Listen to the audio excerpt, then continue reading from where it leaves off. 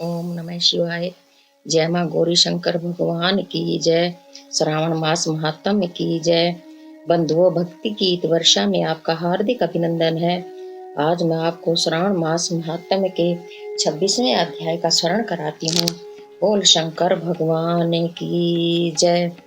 भगवान शिव जी ने संत कुमार से कहा कि हे वत्स, श्रावण मास की अमावस्या के दिन किए जाने वाले जो भी पुनीत कार्य हैं, अब मैं वे सब आपसे कहूँगा। सर्वप्रथम महाबली जगत व देवताओं का विध्वंस करने वाले अनेक असुरों के साथ मैंने इसे नंदीश्वर पर सवार होकर अनेकों बार युद्ध किया है, किंतु महाबलशाली महापराक्रमी इस नंदीश्वर ने युद्ध में मेरा साथ कभी नहीं छोड़ा। जब मैंने अंधकाश्वर से युद्ध किया था तो अंधकाश्वर ने नंदीश्वर के शरीर को शत विक्षत कर दिया था और उसके घावों से रक्त धाराएं फूट पड़ी थी, प्राण मात्र शेष रह गए थे। तथापि जब तक मेरा अंधकाश्वर से युद्ध चलता रहा, यह मेरा वाहन ही बना रहा। मैंने नंदीश्वर के इस पराक्रम व साहस के बल पर अंधकाश्वर का वध करके नंदीश्वर पर प्रसन्न होकर कहा कि हे स्व, तुम्हारे शौर्य व पराक्रम से प्रसन्न होकर मैं तुम्हें वर देता हूँ कि तुम्हारे घाव अच्छे हो जाएं, तुम निरोगी होकर पहले से भी अधिक बलवान हो जाओ। हे वत्स, मैं तुम्हें मनवांछित वरदान दूंगा। नंदीश्वर ने कहा कि हे देव, मैं आपसे कुछ भी नहीं मांगता, मुझ पर आप प्रसन्न रहें, यही सब कुछ है। इससे बढ़कर मेरे लिए कोई अन्य सुख हो ही नहीं सकता। किंतु दूसरों के उपकार के लिए मैं आपसे एक बार मांगता हूँ कि आप आज श्रावण मास की अमावस्या के दिन मुझ पर प्रसन्न हुए हैं, इसलिए आज के दिन गौओं के साथ मिट्टी के बैलों का पूजन हुआ करे तथा आज के दिन कामधेनु के समान गाय का जन्म हो तथा यह अमावस्या मनोवांछित फल देने वाली हो। इस सब लोग मिलकर श्रद्धा भक्ति पूर्वक गौ तथा बैलों का पूजन करें। गेरू आदि शरीर में लगाकर सींगों पर स्वर्ण तथा चांदी के पत्र लगाकर सजाएं। दोनों सींगों पर रेशम के तारों के गुच्छे बांधने चाहिए तथा अनेक रंगों से रंगे वस्त्रों को पीठ पर उठाए, मधुर शब्द करने वाली गले में घंटियां बांधे।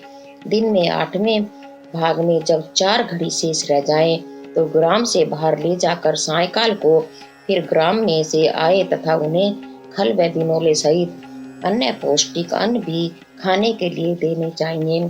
श्रावण मास की अमावस्या के दिन जो यह कार्य करता है उसके घर में गोधन की वृद्धि होती है।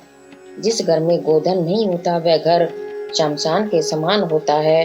गोरस के अभाव में पंचामृत व पंचगव्य नहीं बन सकता तथा गोबर का लेप न करने से घर में पवित्रता नहीं आती और चींटियां आदि का उपद्रव होता रहता है। गोमूत्र का सही उपयोग न होने से विघन व उपद्रव पनपते हैं। हे महादेव, गोरस के अभाव में भोजन स्वादहीन व रसहीन रहता है। हे प्रभु, यदि आप मुझ पर प्रसन्न हैं तो ये सभी मुझे दीजिए। नंदीश्वर के वचन सुनकर महादेव जी प्रसन्न हुए और बोले कि हे वृषभ शीर्ष, तुम्हारे द्वारा मांगे गए सभी वरदान पूर्ण होंगे। आज के दिन बैलों से कोई काम नहीं लेना चाहिए, वे स्वतंत्रता पूर्वक विचरण करते रहें, स्वेच्छा से घास पात चरते रहें और जल पीते रहें। इसे महावीर बलवान अर्थात पील के नाम से जाना जाता है। इस दिन प्रसन्नता पूर्वक बंधु बांधुओं सहित महोत्सव करना चाहिए। इस प्रकार के महोत्सव से सभी मनोरथ पूर्ण होंगे। आज के दिन कुशा भी ग्रहण की जाती है। श्रावण कृष्ण अमावस्या को प्रातःकाल स्नान आदि पवित्र कर्म करके कुशा उखाड़कर घर में लानी चाहिए। आज के दिन लाई हुई कुशा बार बार प्रयोग किए जाने पर भी पवित्र ही रहती है। कुशा के 10 भेद इस प्रकार हैं: कुश, काश, यव, दूर्वा, फस, कुदक, गेहूं, चावल, मूंज तथा घास। भूमि से कुशा उखाड़ते समय यह मंत्र बोलना चाहिए कि हे ब्रह्मा जी के गुणों से उत्पन्न कुशा, तुम्हारा जन्म ब्रह्मा जी के साथ ही हुआ है। हे दर्भ, मेरे सभी पापों का नाश करो और मेरा कल्याण करो। यह मंत्र पढ़कर पूर्व व उत्तर के मध्य ईशान कोण की ओर मुख करके हूँ फट यह कहकर एक बार में उखाड़ ले।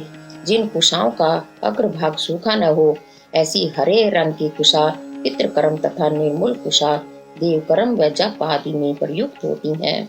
देव व पितृकर्म में 7 शाखाओं वाली कुशा तथा जिनके मध्य में पत्ते न हो ऐसी कुशा लेनी चाहिए। ब्राह्मण के लिए 4 कुशा ही पवित्रा, स्त्रीय के लिए 3 कुशा की, वैश्य के लिए 2 की तथा शूद्र के लिए 1 कुशा की पवित्रा उपयुक्त रहती है, अथवा सभी के लिए 2 कुशा की गांठ देकर पवित्रा बनानी चाहिए। उत्पन्न कार्य के लिए 2 दर्भ का बिस्तर बनाया जाता है। आचमन के समय पवित्र हाथ से नहीं निकालनी चाहिए। फिर अग्निकरण व पादकर्म के अंत में पवित्र का त्याग कर देना चाहिए। द्रव्य पवित्र तथा पापनाशक है। द्रव्य के समान अन्य कोई भी पुण्य फल देने वाला नहीं है। इस प्रकार श्रावण कृष्ण अमावस्या के दिन प्रातःकाल द्रव्य ग्रहण करने चाहिए। सारे देव कर्म तथा पितृ कर्म द्रव्यों से ही पूरे होते हैं। इससे बढ़कर श्रावण मास की अमावस्या को और कुछ नहीं हो सकता। यह मैंने तुम्हें श्रावण मास को किए जाने वाले कार्यों के विषय में बताया है। अब मैं श्रावण मास में किए जाने वाले अन्य कार्यों के विषय में बताता हूँ। बोल शंकर भगवान की जय। श्रावण मास महात्म्य की जय। बंधुओं, चैनल को लाइक, शेयर और सब्सक्राइब करें और बेल आइकन भी दबाएं, जिससे कि आपको वीडियो की नई जानकारी मिल सके। बोल श्रावण मास महात्म्य की जय। ओम नमः शिवाय। हरि ओम नमः शिवाय। ओम नमः शिवाय। हरि ओम नमः शिवाय। ओम नमः शिवाय। हरि ओम नमः शिवाय। ओम नमः शिवाय। हरि ओम नमः शिवाय। ओम नमः शिवाय। हरि ओम नमः शिवाय। हरि ओम नमः शिवाय। हरि ओम नमः शिवाय। ओम नमः शिवाय। हरि ओम नमः शिवाय। ओम नमः शिवाय। नमः शिवाय। ओम नमः शिवाय। हरि ओम नमः शिवाय। बोल श्रावण मास महात्म्य की जय।